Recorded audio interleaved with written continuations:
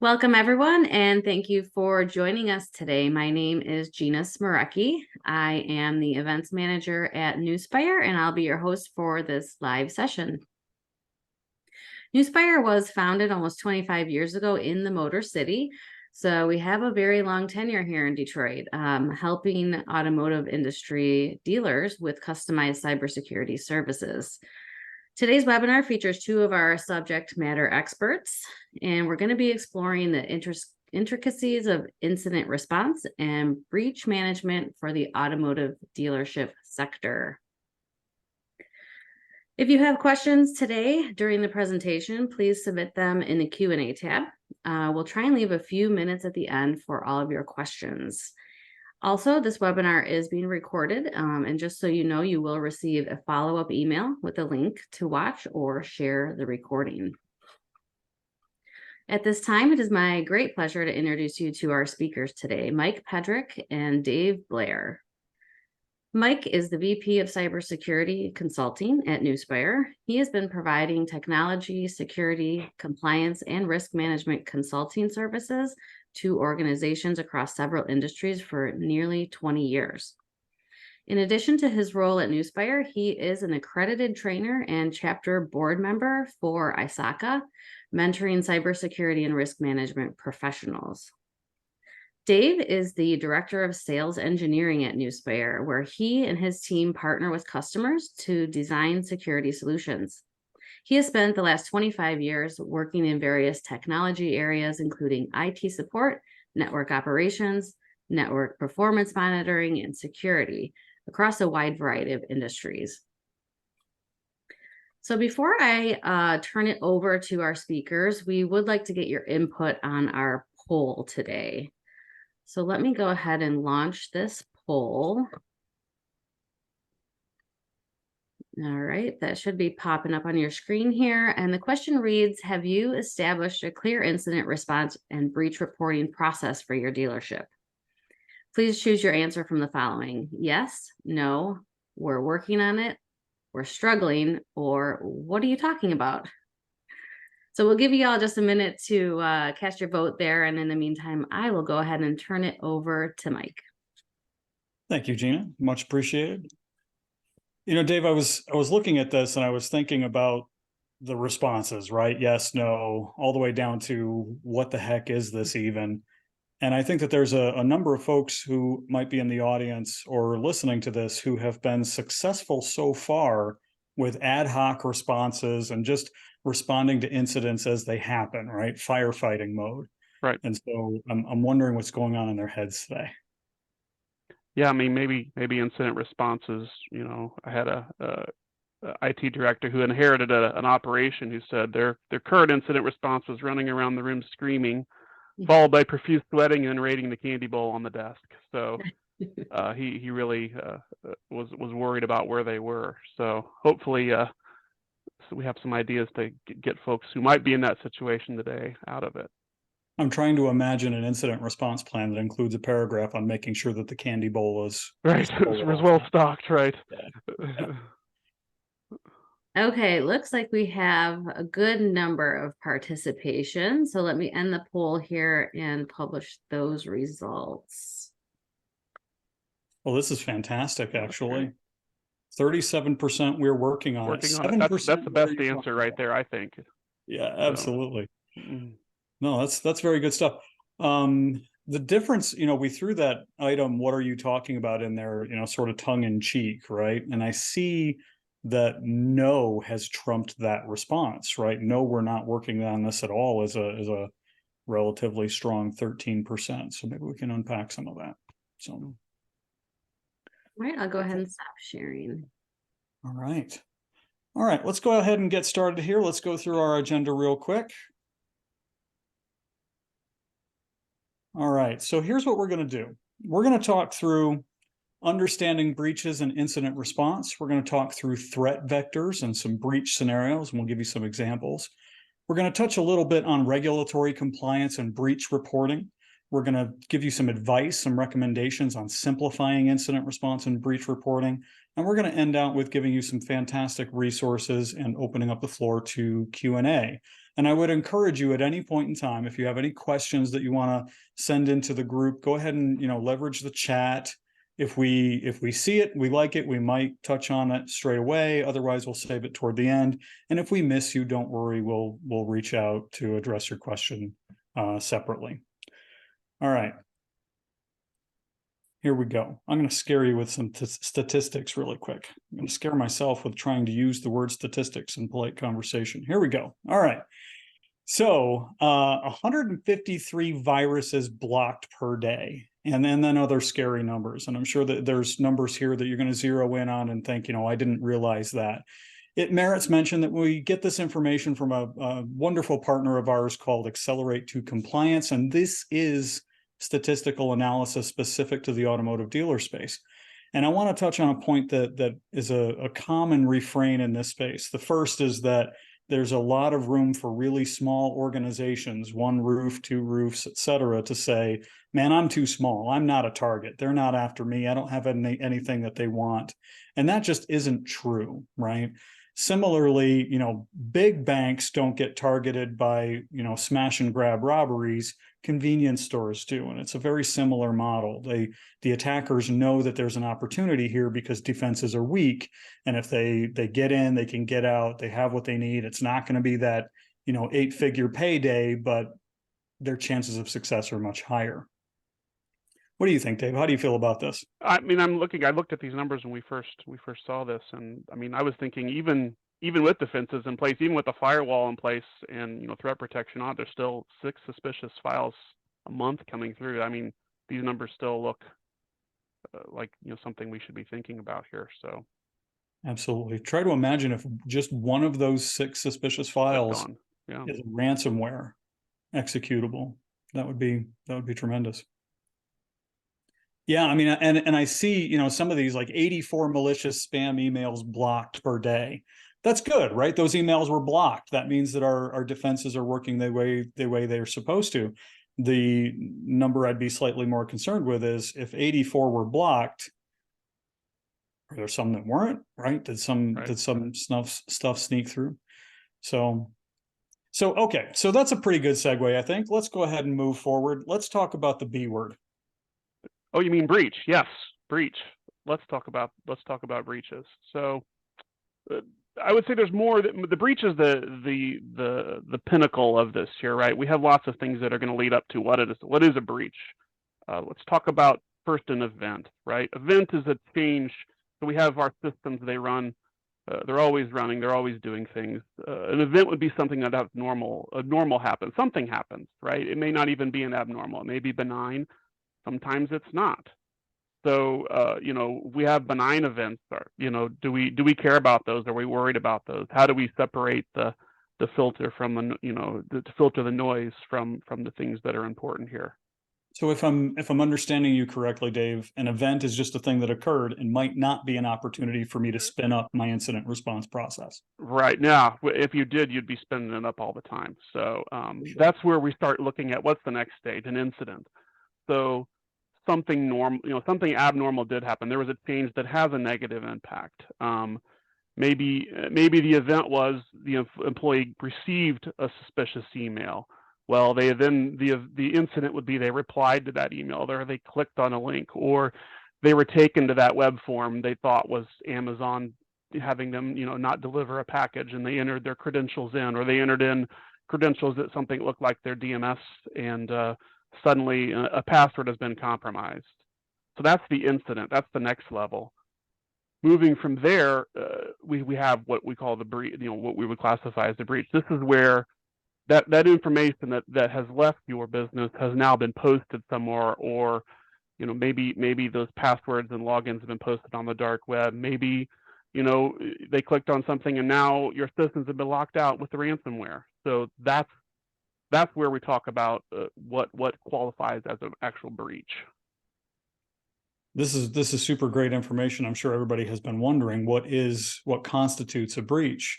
One thing that I'd like to double click on, if I can, is that information or data that leaves your custody, leaves your environment, you don't need to know where it landed. You don't need to see it show up on the other side on the dark web before you declare this a breach. It left your custody.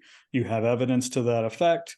It's demonstrably shown that that data left your care, therefore that meets the definition of a breach. And so this is a good place to put this, that there is increased scrutiny on when we declare a breach, right? There's a lot of regulatory pressures, both at the state level as well as at the FTC. And of course, as part of our relationships with organizations up and down the supply chain, that we have to have a defensible, documented mechanism for deciding when an event has transitioned from being just a thing that occurred to now it's an incident that had an adverse effect on our organization, and then subsequently, potentially, not always, potentially is a breach. And once we've been able to define a breach or identify a breach, the clock has started and the meter is running, and there are requirements for notifying specific entities of that breach. So let's talk a little bit about that. Let's unpack that. So, wait, sorry. Here we go.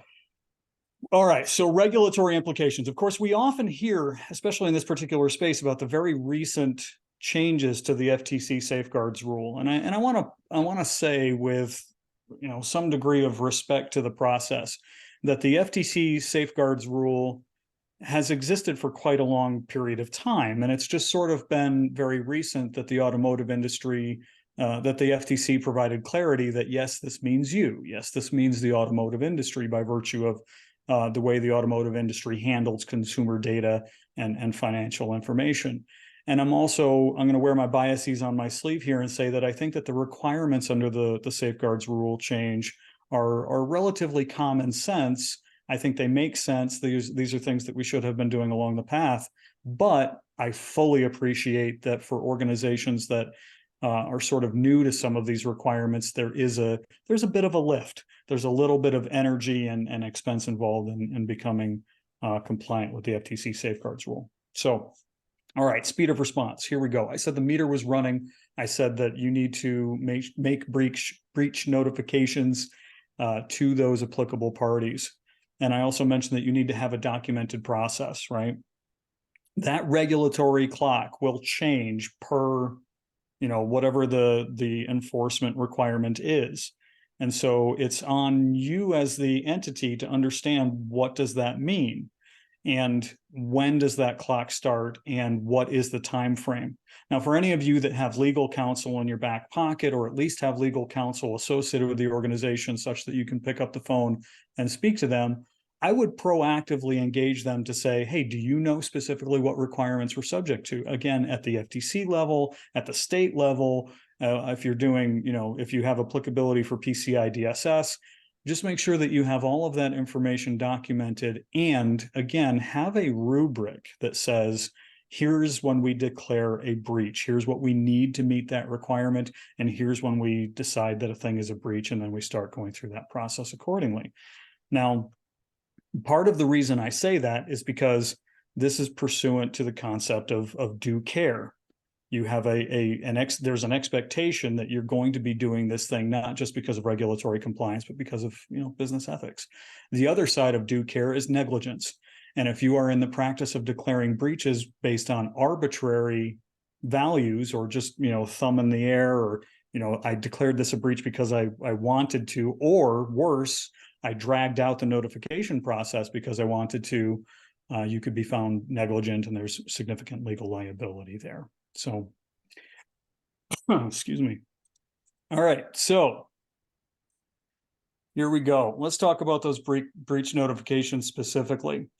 Anytime you give a breach notification, anytime you give that notification, focus on referring back to your data breach plan, your incident response and breach notification plan. It needs to be documented. You also need to document everything, and timelines are super key as well as information on what information do we think got out, what consumer data, what is the scope of that data breach specifically? Did they just get credit card numbers where some of the numbers were redacted, that's not so bad. I'm not sweating yet.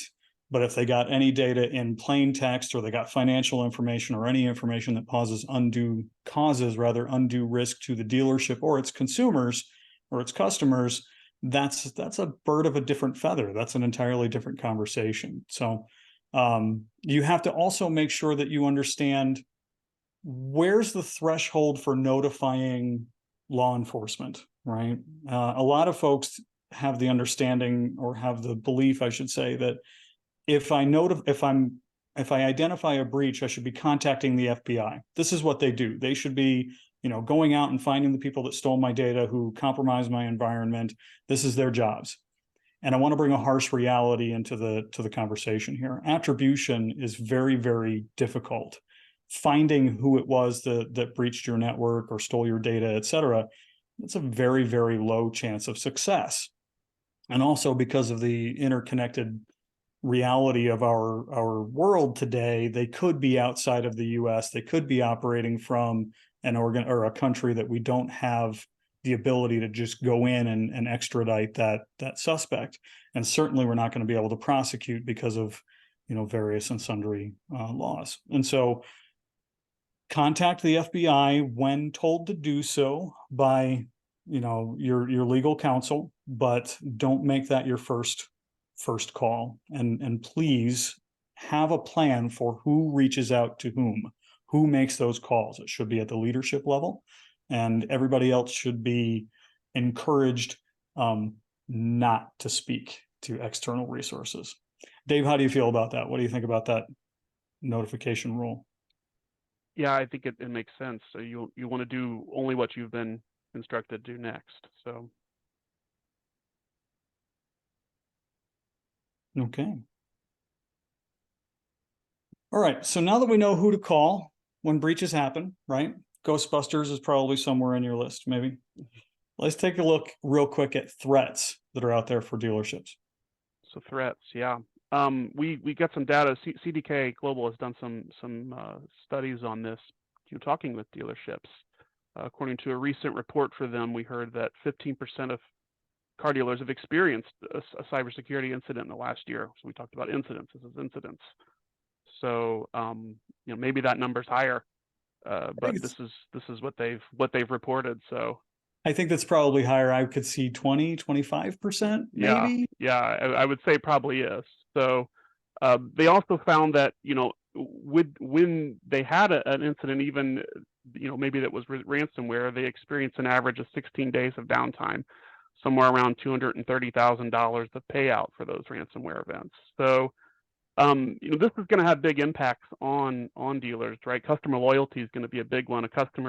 They surveyed customers, and 84% of those customers said they would not buy another vehicle from a dealership if a breach actually compromised their data. So you have to remember that the data is going to be out there in the breach, right? The data has been posted. They've seen customer identifying information, maybe your social security number, maybe information that your customers wouldn't want out there. So we've listed some of the threats here. You can kind of see this as if you're in IT and security, these are we'll call them the all-time greatest hits of the types of threats that are out there. But at the top of the list are social engineering and phishing. If you're familiar at all, you've heard these terms. Phishing probably is the greatest risk you have right now. It is a type of social engineering attack, right? We're looking at hackers doing more than just trying to crack your systems or get in through the firewall, or they're actually working to compromise the humans, the people in your business, so then they can get in to compromise your system. So the number we've heard is around 85% of the occurrences were due to sophisticated phishing attempts. Legitimate emails or phishing emails that were concealed as legitimate emails. Pardon me, and that's where they got the information. So it's with this being so high, it's not surprising that they rated phishing as dealers rated phishing as their top concern.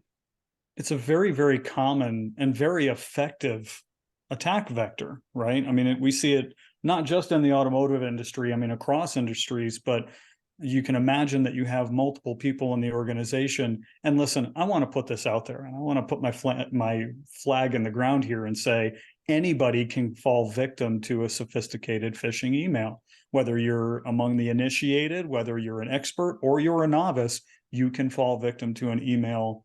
Nobody's perfect. There's no perfect response to this. Question everything. So, yeah, besides, ransomware, there's, theft of business data, malware. There's all kinds of things that can be a result of these phishing attempts. So what's this look like, right? What's a real example of this? So we gathered an example here from a real dealer. This is what happened to them. So basically, their system was breached. They were victim of a ransomware attack.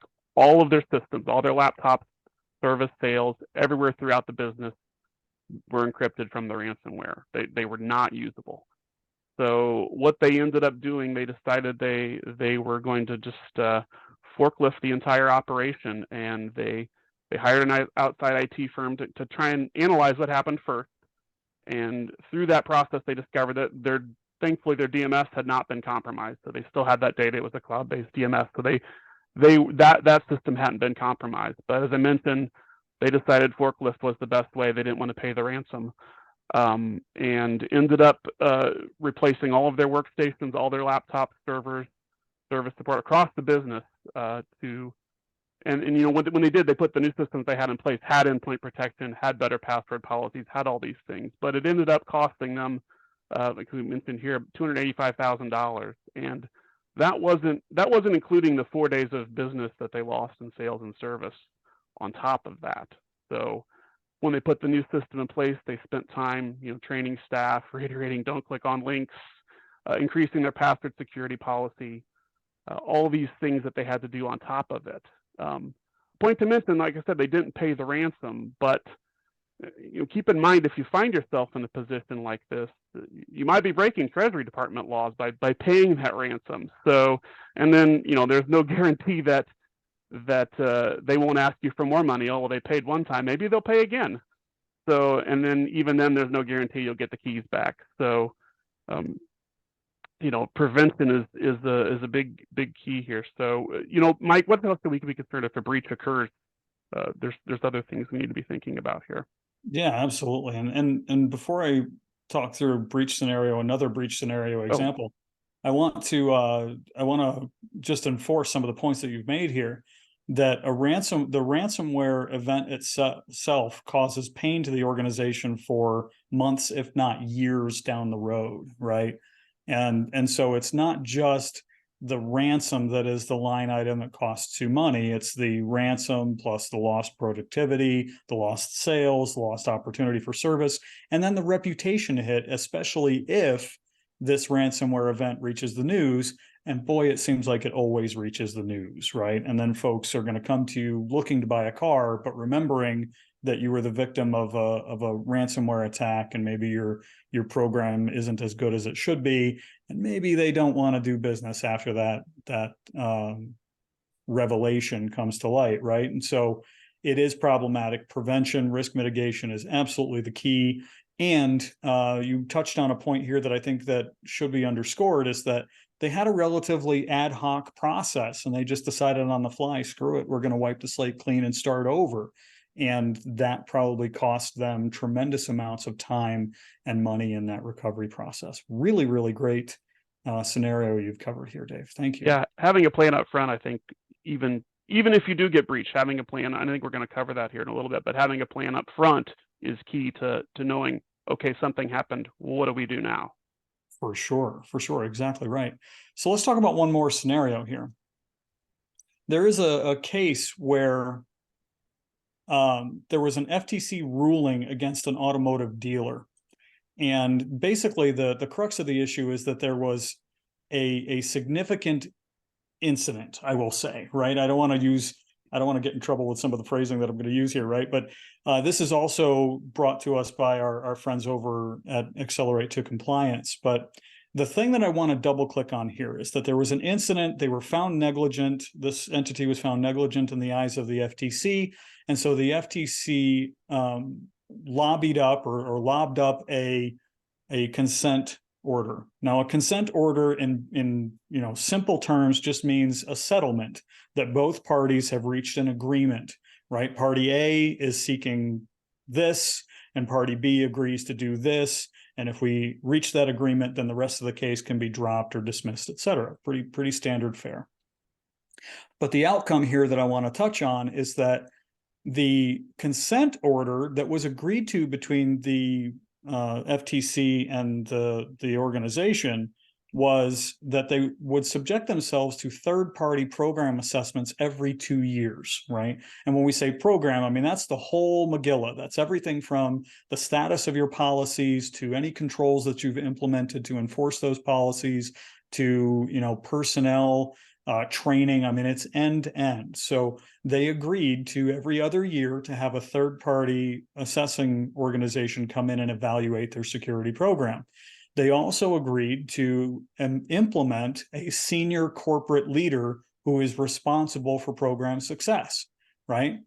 Now, the final piece that was of note to me was that the FTC gets to evaluate and approve the third-party assessor selected every 2 years, right? And so what they've done is they've said, you need to be evaluated every 2 years. You need to have somebody responsible, that throat to choke, so to speak, for program success. And the FTC has the right to decide whether or not that assessor passes muster, right? This decree, this consent order, is in place for 20 years.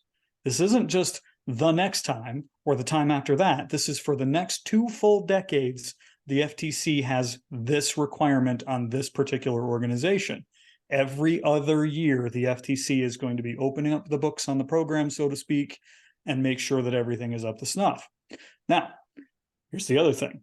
That consent decree starts to look, and this is from 2019, I hasten to add, that consent decree starts to look an awful lot like the requirements that are outlined in the revised FTC safeguards rule for everybody, right? And so we'll touch a little bit more on the FTC safeguards rule here in just a couple of minutes. All right, so let's talk about documenting breach declarations. There's a lot of pressure on this. So I think that I've belabored that point. I've almost beat that horse a couple of times in this conversation, right? Whether or not a breach needs to be reported rather, you want to record the details of what's occurred. And even if it's just I think this might be a breach, you should be on high alert and you should be documenting everything. Remember that documentation is your first line of defense, literally in a legal proceeding, right? Okay, so what goes into that process? Date, time, place, etc. Those are some fields that you're going to want to record. You're going to record the type of information that's involved.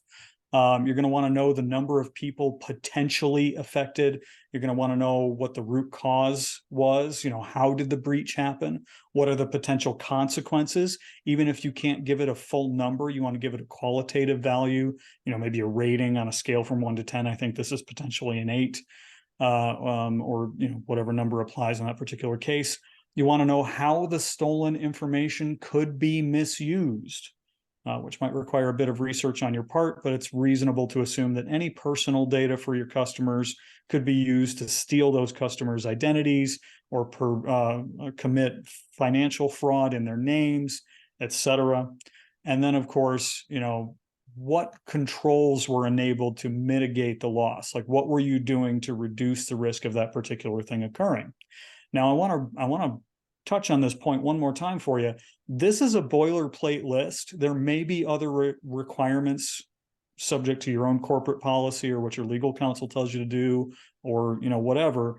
But you should be going down this list and documenting all of this information, even in cases where you subsequently find out that it wasn't a full breach. It wasn't a thing that we are required to notify the FTC or our consumers. You still want to have that documentation, not least of which because today you don't think it's a breach in scope, but 3 months down the line, 9 months down the line, even 5 years from now, it might end up being in scope. So again, it merits mention that you want to you want to document as much as possible. It's much better to have that documentation and not need it than not have the documentation, have to go resurrect the information when you do need it, right? All right, so Dave, I am sure that a lot of folks are wondering, right, with all of this added pressure on our teams, what happens really? What's the risk if we just, don't do any of this? Well, I mean, like not paying taxes that you owe. Maybe you weren't aware you were underpaying or not. Eventually you're going to pay what you owe and then some. And ignorance doesn't matter on this. It's going to be found out one way or another, and then there's going to be repercussions from it. We already mentioned reputational harm. I mean, the legal reasons should be sufficient, but we've had lots of examples over the last several years of notifications of breaches coming out late, and the damage that has been done to those companies. I mean, chances are it's going to come out. So I think getting ahead of that is going to be key, and following the processes for notification are going to be your best bet from that angle. In addition, there's always going to be more fines piled on. There could be civil lawsuits. We mentioned them here, right? Additional remediation measures that might be more stringent than if you'd done what you're supposed to do up front. And, depending on the circumstances, maybe even, criminal liability if you were found to be intentionally reckless by not reporting a breach. Yeah, absolutely. And I've said this a couple times at this point, but I want to push on this, right? We've talked a lot about the FTC, and we're going to continue talking about the FTC, and it's right for us to talk about the FTC. But there's a fantastic resource that I'll point all of us to when we get to the resources page of the presentation. It's the IAPP Privacy Legislation Tracker. Now, IAPP is a privacy law organization, and they're doing phenomenal work in the privacy law space, right? But their privacy tracker is of special interest to me because it outlines the number of states in the U.S. that have already enacted privacy legislation or are in the process of enacting privacy legislation that is at least modeled on the European Union's GDPR standard and subsequently California's CCPA standard, right? Now, I say all of that to say that, again, 12 states have privacy legislation that looks like GDPR. Several states are in the process, but nearly all states in the US have enacted breach notification laws that require that if you have a significant breach, you have to tell the state now as well, the state government. And so it's worth mentioning that so that you know that it's not just the FTC that wants to know, it's not just your customers that deserve to know, but the state is going to need to know as well. And that's where some of that criminal liability may come into play because, the state doesn't play around on that sort of thing. So Dave, if you don't mind, let's talk through some of the FTC rules. Yeah. I mean, hopefully you're already working on a program. You're familiar with these steps. So, the deadline to have the plan in place and be working on this was June 9th. But let's cover them anyway, just as a refresher. Laid out the basics here, right? So I think the first step is having a program administrator in place, right? This is the person who's responsible for organizing. I like that word. It could be a couple people, but you have to designate a program administrator. You need to put a system in place. So there's one place. The easiest way to do it is have one place to track all your compliance. The next step is identifying risks. How do we identify risks? How do we weigh if they're large risks versus small risks? So I would say, what's the likelihood of something happening in one of those risks, and what's the impact? And so that's how you kind of weigh the likelihood and impact, or how you weigh, between large and small risks. Identifying where you might be vulnerable. Is it at your edge of your network? Is it on workstations? The answer should be all of the above. Step 3 would be to implement written policies and procedures. So these could be, written policies. I would say let's implement policies and procedures. These could be written policies, like here's what we're going to do in an incident response. Here's what our disposal of customer information looks like. They could also be as responses IT policies that we're going to do. Like, we're going to put endpoint protection on all of our laptops and desktops, and then we're going to be alerted when something goes sideways. So those are two different types of policies and procedures you could implement. Ongoing training. So, I mean, anyone with access to this customer information needs to be part of this training. They need to have, and these, these are things that we just read more about reiterating things. Don't, how to choose strong passwords, what security in the workplace looks like, what are human engineering attacks, right? These are the social engineering attacks, and the new methods that are being used are valuable things that you can pull out of these training sessions. The next is assessing your providers. The businesses that are your service providers need to be filling out the same assessments. They need to be putting the same things in place. And this one gets a little stickier because you're responsible for your business, but you also need to make sure your vendors are doing things to keep your data secure as well. And then the last one, evaluate, adjust, repeat. Training needs to be yearly. You need to be updating, your compliance documents regularly. I think the overall idea that I want to convey here is that you're always working on improving, not just because the guidelines say you should, but I mean, as we showed in our example with the Jeep dealer earlier, your business is at risk if you don't. So you want to have an answer for all of these. So if you do get audited, and you probably will, we're hearing it from our customers. The wrong answer is, well, I'm not doing training right now, or I haven't implemented policies. It's even if you haven't fully done everything, it's we're working on implementing policies. Here's our plan to get there. We've delivered training to half of our employees. The other half are getting there, right? You always want to be showing that you're working towards compliance, and not just for the guidelines, as I mentioned, but also for your business. So we have the plan in place, and say, despite your best efforts, an incident happens. What are some other channels for reporting we should be thinking about here, Mike? Yeah, absolutely. To your point, we've got our plan in place. We're building a culture of, suspicious folks that are on their toes. They're watching for incidents and they're reporting on things. We're documenting everything, and we're doing our best. And then, still something happens, right? But I want to put out there too that it's not just reporting on when something goes catastrophically wrong. There's also some operational reporting expectations, right? And so it's just a matter of validating that the program is doing what it's supposed to be doing, pursuant to our policies and pursuant to our regulatory pressures, et cetera. Now, I want to step a little bit away from our little bubble here real super quick and say that there's a revolution going on recently with regard to guidance that was updated by the SEC, right? The Securities and Exchange Commission, in that they've adopted new rules, right, about, in this case, public companies. And I'll bring it home as to why we care about this, right? But there's a lot of pressure on things like, reporting on a regular basis.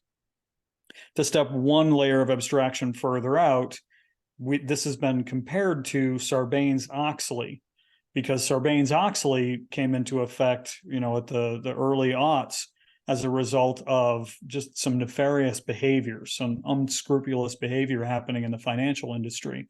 And so the financial industry responded by saying, all right, everybody's got to play nice, and everybody has to demonstrate ethical behavior. And by demonstrate, we don't mean just be good, show how good you're being, right? Show that you're conducting yourselves ethically.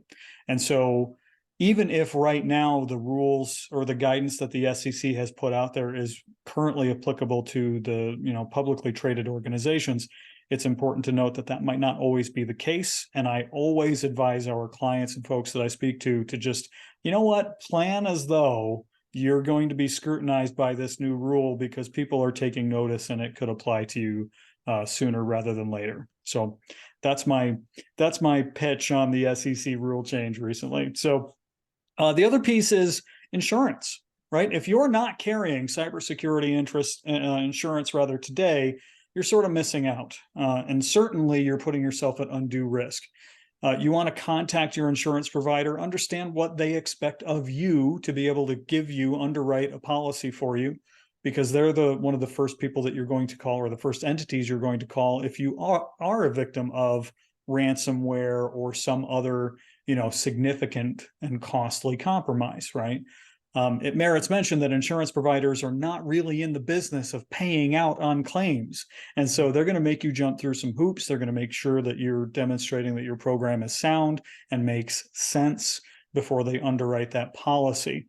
Now, their role then at that point, if you are in the muck, if you are investigating a breach, their role is going to be everything from, conducting forensics analysis to negotiating with ransomware gangs or hacker type folks who are looking to extort you for money. And then, of course, they've got your back, right? And they have access to resources that you might not immediately have access to. Again, going back to the notion of the forensics experts. And then finally, this is the big one, and this is where ethics comes into play dramatically, right? When you do have a breach, when you have a significant incident occur, or you just want to report on progress, you owe it to your supply chain, right? Especially up the chain to parent companies, to organizations, especially in the dealer retailer space, to the OEMs that you conduct business with, but really your customers, right? You want to make sure that your customers are confident that you're doing what you should be doing and that your program is sound. But even more than that, they need to know immediately when their data is at risk. If you have even reason to suspect that their information might have been caught up, it's not just a regulatory thing, it's an ethical thing. You need to reach out to them and say, we've identified an incident, a thing has occurred, you might be subject to this, and here's what we're doing to sort of soften the blow, right? Think back to the Equifax example where Equifax so magnanimously offered up their own services in response to a breach within their organization. So anyway, so Dave, bring us down to brass tacks here. Sure. I mean, I think the big question you need to ask yourself is, who has the, expertise to respond to a breach at your dealership? Chances are you don't have the depth, because the person you have doing your IT and security is wearing 3 other hats. And this is a highly specialized set of skills, and it's somebody who's dedicated to this, who's going to be well at that, who's going to do well at this. I mean, do you have the tools in place that could help you determine when a breach happens and what the extent of it is? We talk about tools like EDR and MDR, they're abbreviations. So EDR, endpoint detection and response. And, maybe you're familiar with antivirus tools. Well, EDR is the next level of that. It's a giant step forward from just lining up, known threats that are out there. It's actually, using things like advanced analytics and machine learning to identify, anomalies that it sees on your endpoints and your workstations, and identifying the potential threats, right? Hey, maybe this process is acting like something suspicious. We're going to flag this. It's a more proactive approach instead of saying, oh, we know this is a bad thing, we've seen this before. Trying to identify threats early in the life cycle. There's a lot of really good EDR platforms out there, but maybe you've purchased one, but have you configured it correctly? Do you know how to tune it? Are you sending the alerts somewhere when they go off? Are you so the tools do provide detailed logs, so you do have an incident. Do you have a team that can then go back and do a detailed dig to find out what the depth and breadth of the incident was? Is it affecting other machines in your other places in your network? So these are things that security teams do as part of responding to an incident. Coupled with EDR is MDR, Managed Detection and Response Services. So again, this is another way that we're taking logs. An EDR might be a log source. We're taking logs from different sources in your network, your firewalls, your access points, we're coagulating. We're combining all the logs, wrong word. We're combining all the logs and again, putting machine learning and putting, algorithms against it, analytics against it to find what are real threats, what are not. What's the level of those threats? Are these, high security events, or are they critical, or are they just ones that we need to, look into later?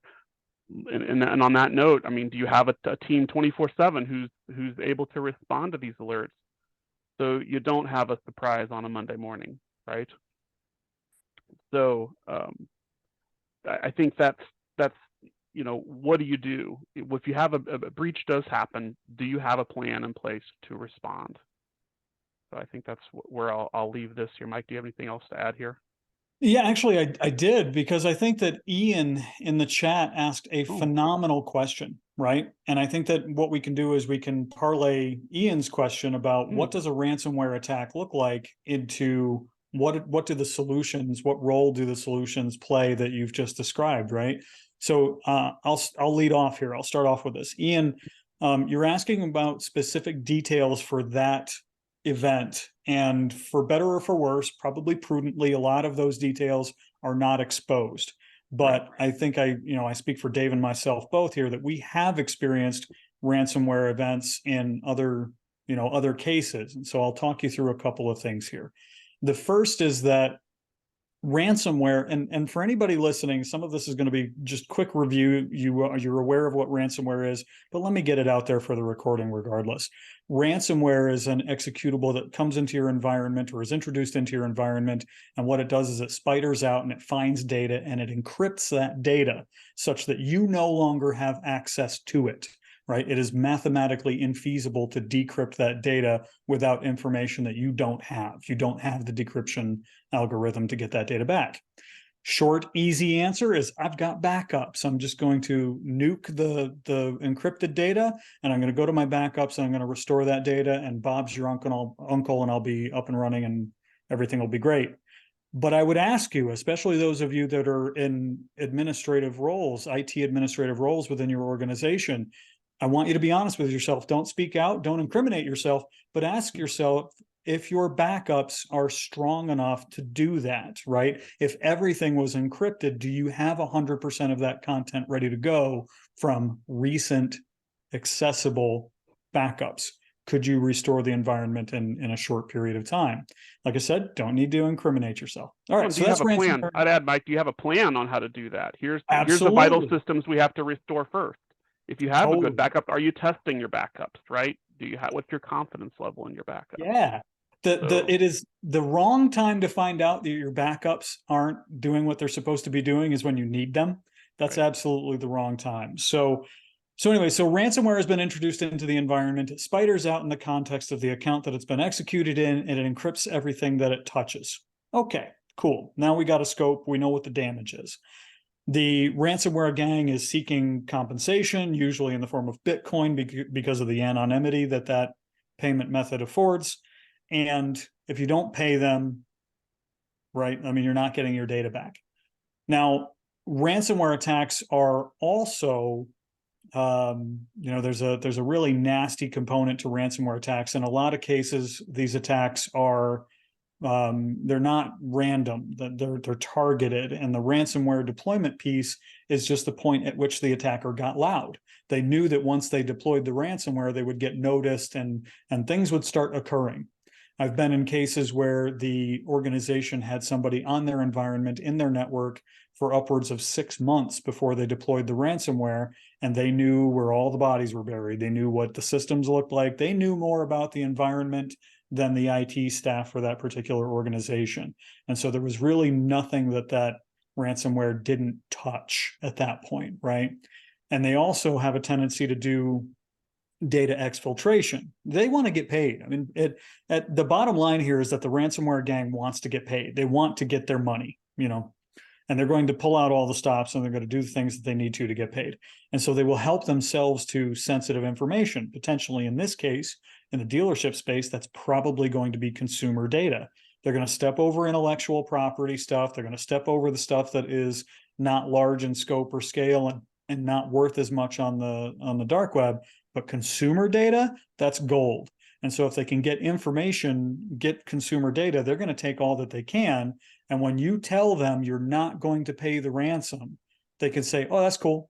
I'm just going to take this data that I have and I'm going to notify all your customers, or I'm going to notify the authorities, or I'm going to sell this information to, all of your competitors, et cetera. I'm going to take this information that you are ostensibly a good steward of, and I'm going to put it out there and I'm going to profit from it in that fashion.